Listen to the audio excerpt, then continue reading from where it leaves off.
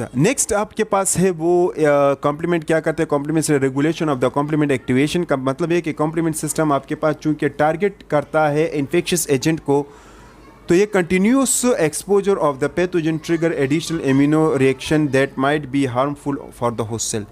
ये जो complement system होता है अगर ये ज़्यादातर एक्सपोज्ड होंगे पैथोजन के लिए तो ये कभी कभार आपके होस्ट सेल को भी क्या करता है, किल कर सकते हैं, ये चांसेस हो सकता है।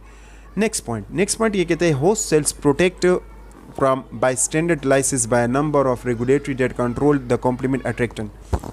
मतलब ये हुआ कि आपके होस्ट सेल जो है वो इसी कॉम्प्लीमेंट सिस्टम की वजह से डिफेंस होते हैं, यानी प्रोटेक्टेड होते हैं, महफूज होते हैं।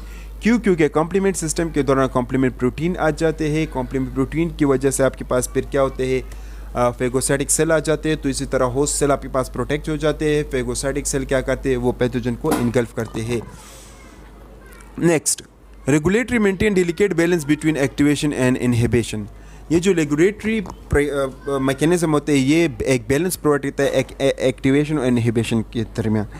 जब कभी एक्टिवेशन ज़रूरत पड़ती है कॉम्प्लीमेंट की तो ये रेगुलेटरी जो है उसको एक्टिवेट करते हैं, तो जब कभी इनहिबिशन की ज़रूरत पड़ती है तो ये उसको इनहिबिट भी करते हैं। ठीक है, रिजल्ट क्या हो जाता है रेगुलेशन की वजह से? रिजल्ट ये होता है कि आपके जो फॉरेन सेल्स होता है उसकी वजह से आपका बॉडी साफ हो जाता है।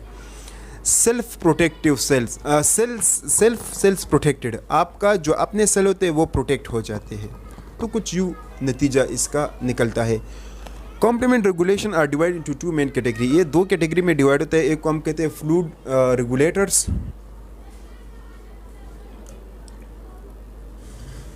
और दूसरे को हम कहते हैं surface bound regulators. Fluid face regulator क्या होते हैं? फ्लूइड फेस रेगुलेटर मतलब वो, अब फ्लूइड फेस रेगुलेटर कौन कौन से होते हैं? इसमें फैक्टर एच होता है। फैक्टर एच क्या रेगुलेट करते हैं वो पढ़ते हैं। ये C3 को डिसोसिएट करता है अल्टरनेटिव पाथवे में, ठीक है, और इसके बाद C3b को रिमूव करता है। कहाँ से? इस कॉम्प्लेक्स में से, C3b कॉम्प्लेक्स में से C3b को रिमूव करता है। ठीक है, नेक्स्ट ये एक्ट एज अ F1 और C3b F1 के तौर पर काम करता है। जब ये F1 के तौर पर काम करता है, कोफैक्टर F1 के तौर पर जब ये काम करता है तो C3b को क्या करते हैं? डिग्रेड करते हैं या उसको ख़त्म कर लेते हैं। नेक्स्ट आपके पास है C1 इनहिबिटर। अब ये कौन सा रेगुलेटर है?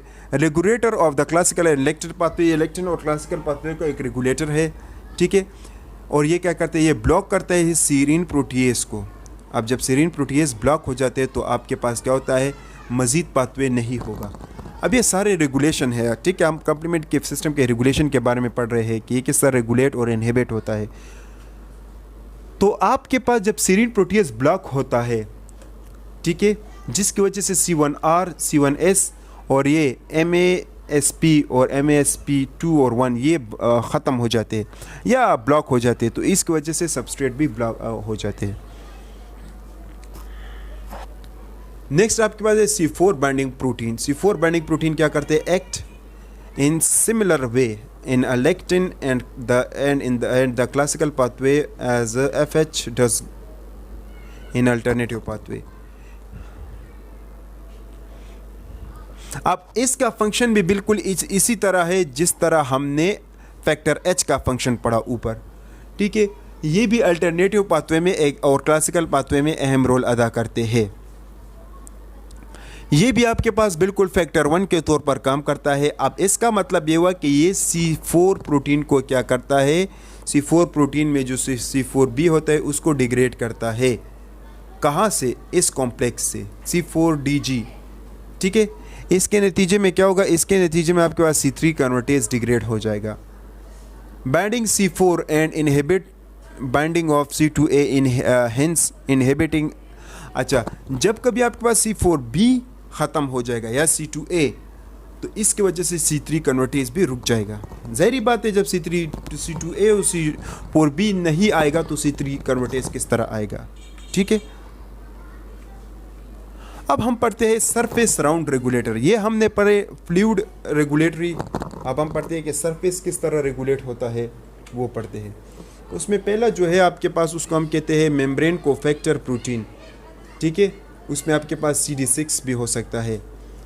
एक्ट ये serve as a cofactor to factor 1 और ये क्या करता है, मीडिएट क्लीवेज, ये C3b को क्लीव करता है, C4b को क्लीव करता है दो प्रोडक्ट्स में, मुख्तलिफ प्रोडक्ट में, जिसकी वजह से ये प्रोटीन इनएक्टिवेट हो जाते हैं।